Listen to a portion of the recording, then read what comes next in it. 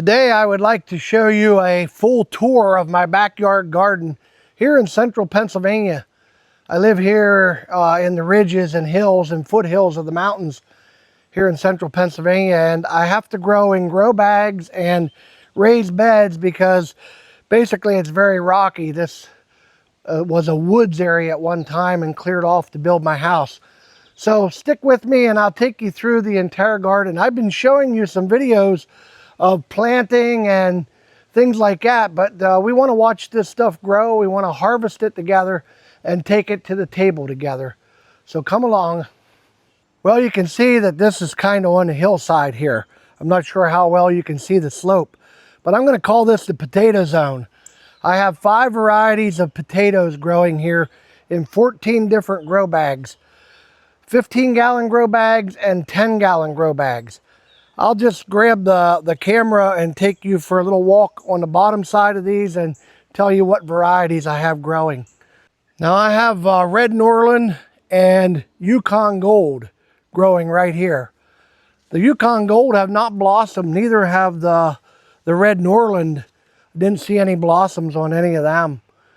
Then in the next 4 bags are Kennebec potatoes. They have white blossoms on them, and they're pretty well done blossoming. You can see this is on the hillside, and I kind of had to block the bottoms of the grow bags so they would be more level. The next 2 grow bags of potatoes I have growing are Eva potatoes, and I had planted this bag fairly early. I'm just going to get it out here so I can show it to you. I planted this one fairly early and took it in and out of the garage so it wouldn't frost. And I'm getting ready to soon harvest this, probably here in the next week or 2. You can tell it's starting to die back. And then I have 4 bags, 4 grow bags, I think 2 in 10-gallon, 2 in 15-gallon of Red Cheiftian. These have a little bit different color of flower on them. Love Red Cheiftian potatoes. So I was hoping you could get a pretty good look at my row of potatoes. This is a row of tomatoes in grow bags, and I have 10-gallon grow bags, 15-gallon grow bags, 1 20-gallon grow bag, and some more 10-gallon grow bags. I think altogether here there's 1, 2, 3, 4, 5, 6, 7 tomato plants growing. Just to give you an idea of the variety, I'll walk you by them. This first tomato plant, I'm not even sure the variety anymore. You can see there are a few tomatoes starting to grow on it. And the next one is a red brandywine. And then we have a delicious. You know, when I planted these, this is probably about 5 foot high.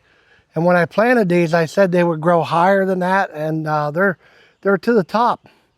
So a brandywine in a 15-gallon grow bag, a delicious in a 15-gallon grow bag, a big beef in a 15-gallon grow bag, and you can see there's getting to be a few tomatoes. We had some rain, and rain during blossom time isn't real good. And then this one here is a Parks Whopper, and you can see tomatoes hanging on that one also. This is a Fantastico grape tomato, and if I could show you in there that it's just hanging full of tomatoes. And then here we have a Husky Red. That takes care of this row of tomatoes. I'm not going to spend a lot of time in this section. This area right here was all strawberry bare roots that I planted. So they're first year, so they really don't produce anything much the first year, although you can see probably a lot of them were trying to fruit, and I was pulling a lot of the flowers and stuff off of them to try and build the roots for next year. These are 6 pepper plants, 2 planted in 15-gallon grow bags, 2 each, and just smaller containers for 2.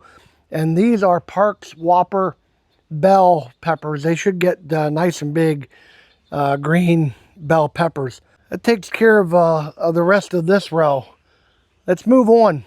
Let's take a look at this first raised bed. And the raised beds that I have are all 6 foot by 3 foot, and they're probably about 18 inches deep or so, but because I did them on the hillside, they're deeper on the other end. I planted 8 tomato plants in this one, and I put a fence through the middle. So again, this is not quite 5 foot tall because of the pounding the stakes in beside the raised beds. But I have a Sun Sugar tomato plant, a Torenzo tomato plant, a hybrid. I'm pretty sure that this one here is a Sweetie tomato.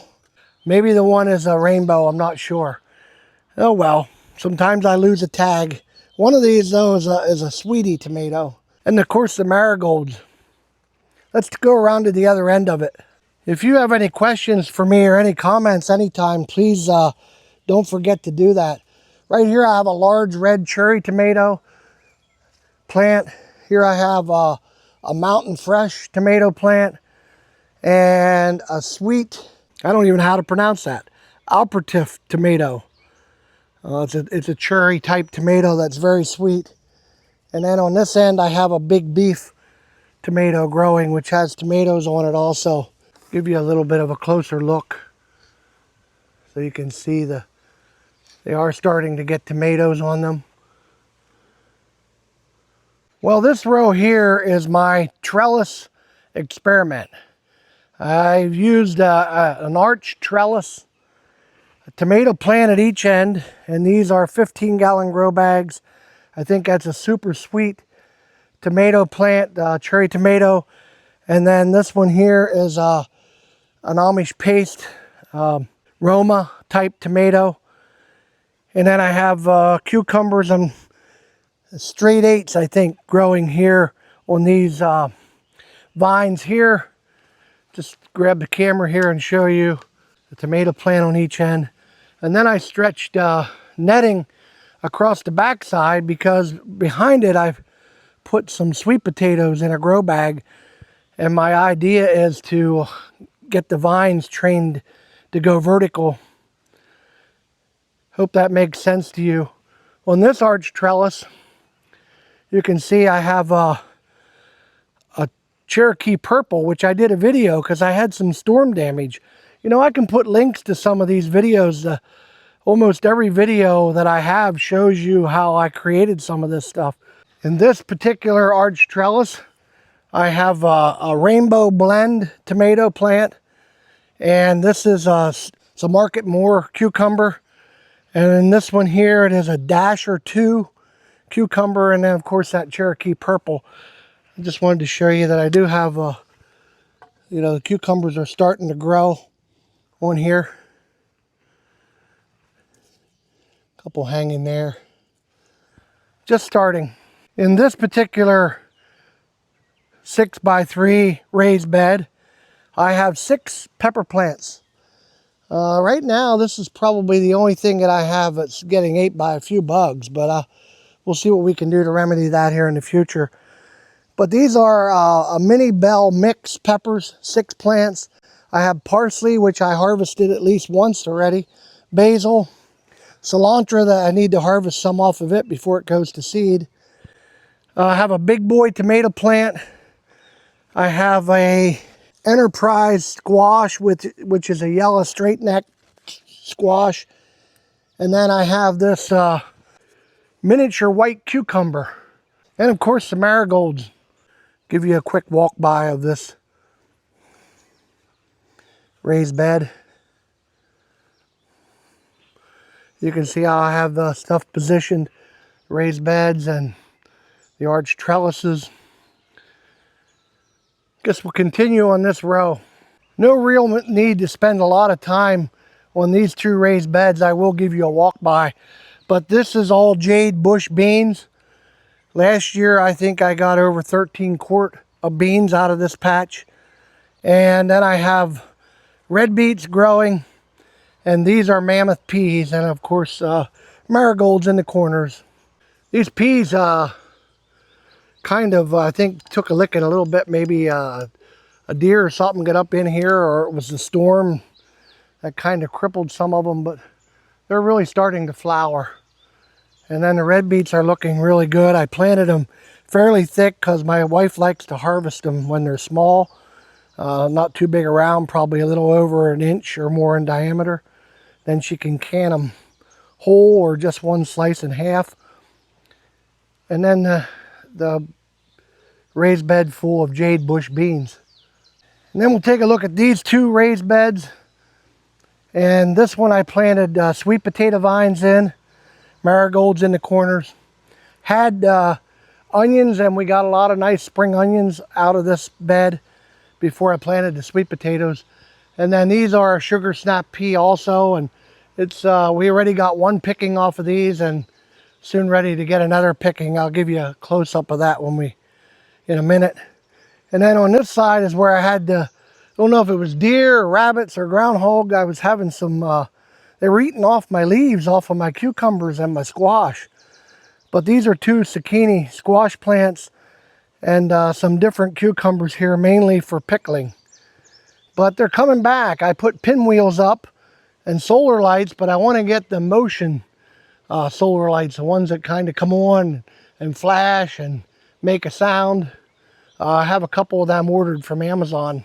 Just give you a real close-up here of the sunlight starting to get. I can only film one direction. Hope you can see the peas hanging on there again. They're very good eating. Of course, the sweet potato vines. The zucchini squash, which a pile of them were ate off. They're not doing the greatest yet. We'll see. Maybe it's not a very good spot for them. The cucumbers are coming back after being, most of the leaves were ate off of them. I'm starting to see a few cucumbers on there. And then we'll just take a walk back here and get what we missed, and I'll show you a couple things that I just planted. Here I have 4 different pepper plants growing, 2 in hard containers, hard plastic containers, 2 in 10-gallon grow bags. So this is a yummy mix pepper plant. This one is Flavor Burst Sweet Bell Pepper. This one over here is a Delight Sweet Mix. And this one is a Lemon Delight, which they should all end up being yellow. I'm going to go and show you some of the few odds and ends that I've just planted. Well, when you're a gardener, you're always doing experiments.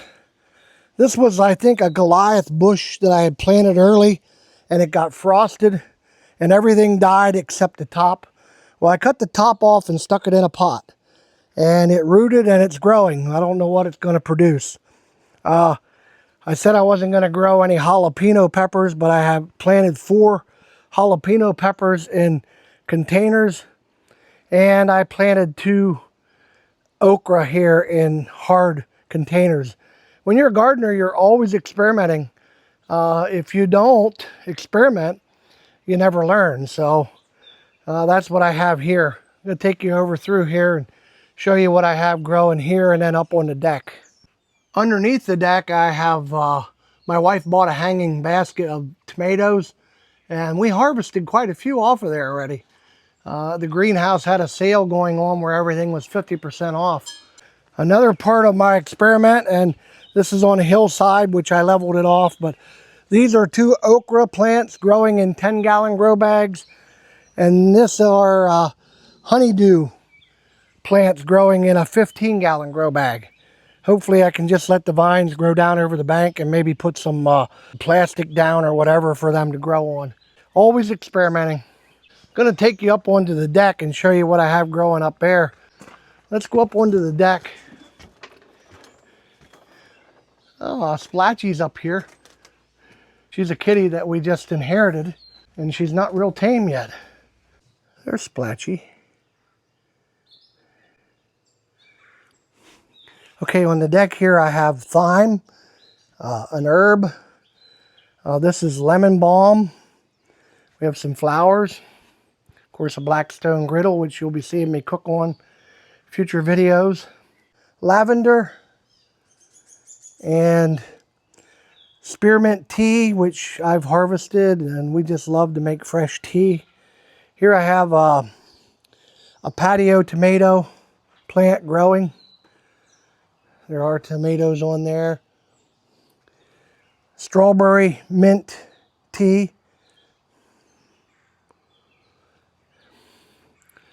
This one is a Tiny Treats tomato. And there's also, you can see now they're starting to produce flowers over here. And this is a mosquito plant. So I'm going to end up showing you an overview from the deck down onto the garden site area. You know, everything I'm doing is, you know, there's nothing fakey about it. If I fail, I fail. And if I have success, you'll know about it either way. Just wanted to use a couple seconds to encourage you. You can grow things on your deck, on a porch, somewhere where you get, you know, you should have at least 6 hours of sunlight for most any of this stuff. This gets a lot of afternoon sun. It gets no morning sun, and things are doing very well as far as the herbs and the teas and the patio tomatoes and things like that. Grow bags and raised beds have their challenges sometimes because of the dry out issue, but you know, watch some of my videos and I'll try and help you out the best I can. If you like this content, please like and subscribe. And then I would like to just encourage you also spiritually. God has given this gift to grow things. And sometimes we really can't do much other than plant the seed or plant the plant and keep it watered and keep giving it nutrients and things like that. But it's actually God who does the growing, and it's the same way with your life. If you try and do things on your own all the time, it's not going to work out. You need God involved in your life. And I appreciate you watching Mountains in Heaven from Central Pennsylvania. And blessings to you, and I pray that you'll join me again in the future.